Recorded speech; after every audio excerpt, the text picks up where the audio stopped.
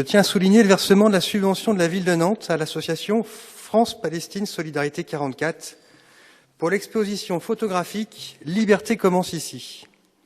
Cette exposition aura lieu à Cosmopolis dans le cadre d'une manifestation intitulée « Vivre dans un camp de réfugiés palestiniens » qui se déroulera en février prochain durant 3 semaines.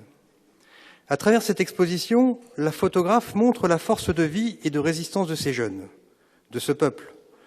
Ce camp de réfugiés de Jenin est un symbole majeur de la résistance du peuple palestinien, un lieu d'histoire qui nourrit la mémoire collective.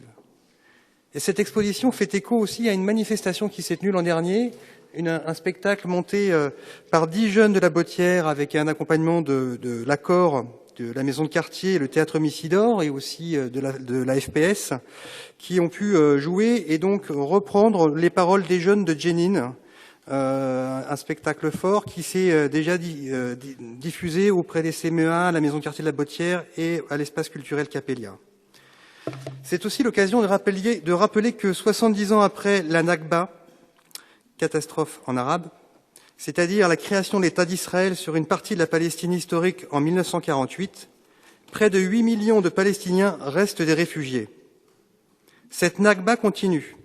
Israël, à travers sa politique d'occupation et de colonisation de la Palestine, continue à provoquer des déplacements forcés de populations au mépris du droit international.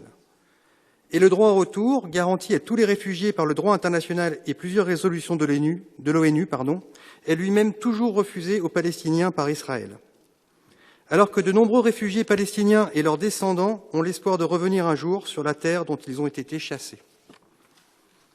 Nous soutenons donc pleinement l'organisation de cet événement sur notre territoire, à Cosmopolis, avec l'association France-Palestine Solidarité 44, pour mieux connaître cette réalité, pour mieux l'appréhender et en parler.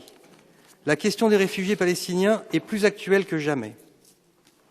Pour autant, il est grand temps d'afficher clairement et publiquement notre soutien politique au peuple palestinien quand on voit la gravité de ce qui se passe là-bas. Il y a urgence à réaffirmer que la seule solution de paix passe par l'application du droit et des résolutions de l'ONU. Notre ville doit prendre position en signant le pacte d'amitié et de soutien politique entre les collectivités de Loire-Atlantique et le gouvernorat de Jérusalem. Plus d'une vingtaine de municipalités l'ont déjà fait, et il est encore temps pour notre ville de se joindre à cette initiative. En soutenant la libération des personnalités arrêtées sans raison, en acceptant de recevoir les délégations palestiniennes. Oui, ces engagements politiques sont de nature à faire avancer la paix dans cette région. Ils sont un pas vers la reconnaissance d'un État palestinien avec Jérusalem-Est comme capitale et vivant en paix à côté d'Israël. Je vous remercie.